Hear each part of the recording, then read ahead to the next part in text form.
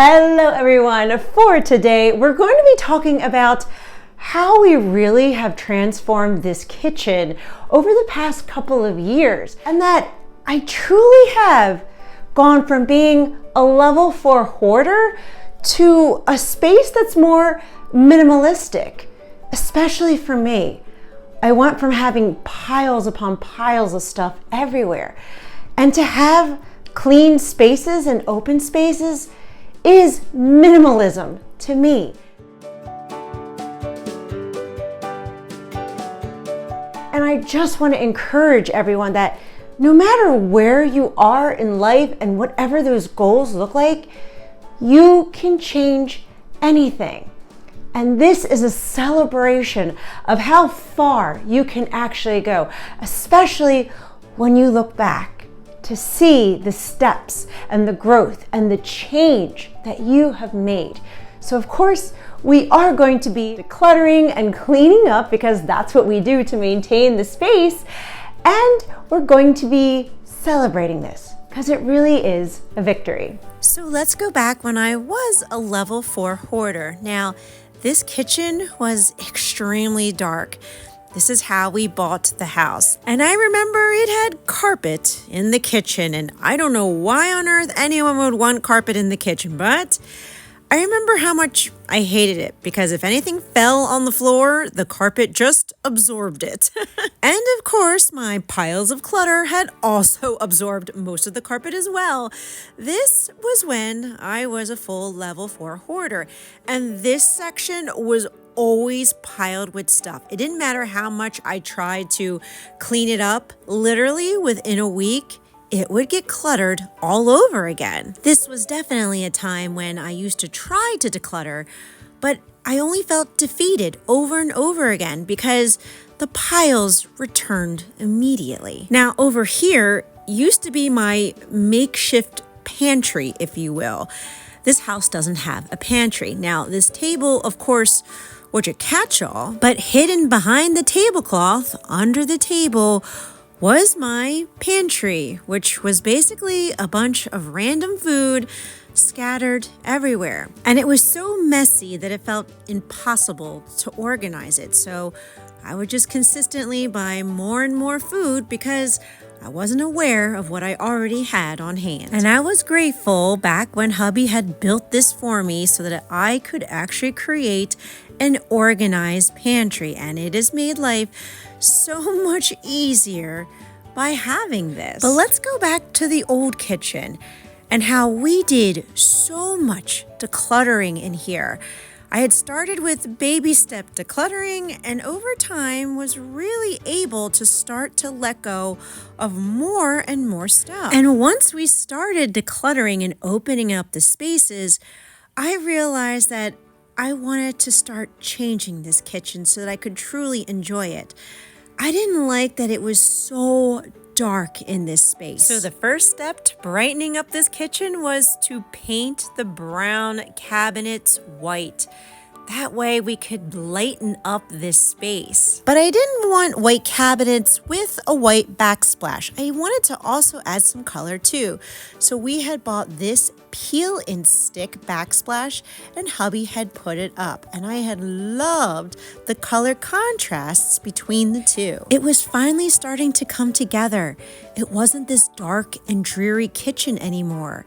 It was starting to become bright and friendly and updated. It didn't look like it was from the 60s anymore. It finally looked like we were in the 2000s and 20s. But of course, we could always declutter a little more and a little more because the next project was going to be the floor. And I was getting better and better at keeping the piles off of the floor and decluttering more and more. Plus, hubby had also built me these 2 cabinet things to help keep stuff organized in drawers. Now, of course, this takes time. This takes adjustment. This takes changing behaviors and a literal mental disorder. But every step of the way, we got better and better at this. And then the day came that it was time to say goodbye to the old nasty carpet in the kitchen. And to my surprise, underneath the carpet was more carpet, clearly from the 60s. I was shocked to see that. And then underneath of the 60s carpet was some horrible padded glue that was really awful to try to get up. But luckily, it wasn't me and hubby who had to do the job. We had hired someone who had the right tools to pull up all this old nasty glue to get to the subflooring of this. And to our wondrous joy, the floor looked absolutely wonderful. I had finally loved my kitchen. I finally was so happy with the outcome. I could finally properly clean this floor if something had fallen and spilled onto it. Which brings us to today in 2024. It's amazing to see the changes that were made not only in the kitchen physically, but also within myself as a recovering hoarder, as someone who can now very easily clean and declutter my kitchen, where for my entire life, it was such a struggle to let go of anything. And if you're struggling with consistent messes, clutter piles, or even hoarding disorder, I want you to know that you can change. The ability to change is within you. You have the inner strength to do so and reach those goals. But we just have to love ourselves, accept ourselves, know that it's okay that we got to this point, and also know that we can start to take these baby steps to change it. My kitchen transformation didn't occur within like 2 months. Those old pictures were from 2018 because I have a mental disorder of hoarding disorder. But you can change the behaviors so that cleaning up and organizing and decluttering becomes a lot easier. And right now we're going to focus on cleaning out the refrigerator because honestly, I haven't cleaned it out since before Thanksgiving.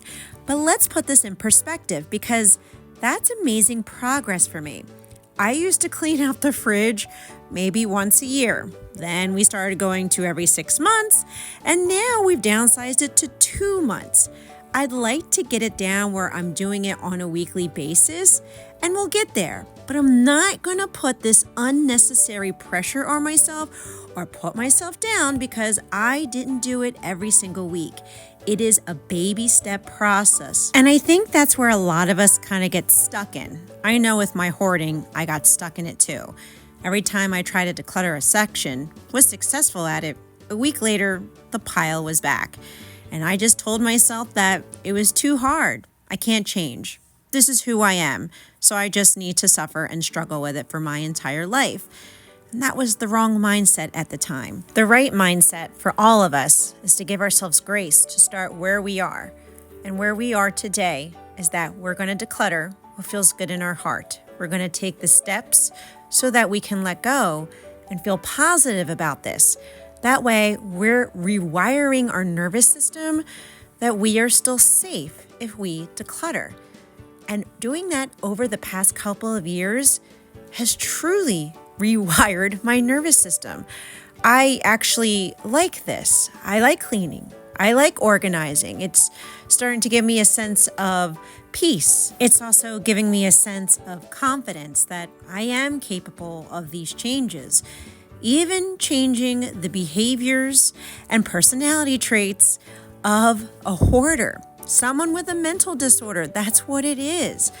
But if you take the slow and steady pace, you can rewire anything in your body, in your mindset, in your thinking. This is also why I had to do emotional decluttering for all of this time to get to this point, because logical decluttering didn't work for me. I knew I didn't need all that stuff, but I wasn't holding on to it for the functionality of it. I was holding on to it for a multitude of emotional reasons, whether it was self-identity, self-value, value in the actual item. There were so many reasons why I internalized as all this stuff as myself. And that's why I had to focus on the detaching of myself and the items so I could learn to let go and finally successfully clean.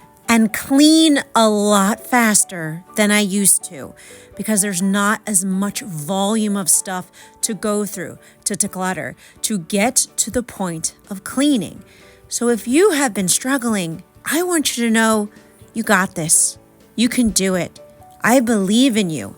I know the strength is within you. And my hope and my prayer is that this video motivated and encouraged you to clean, declutter, and let go something in your home today too.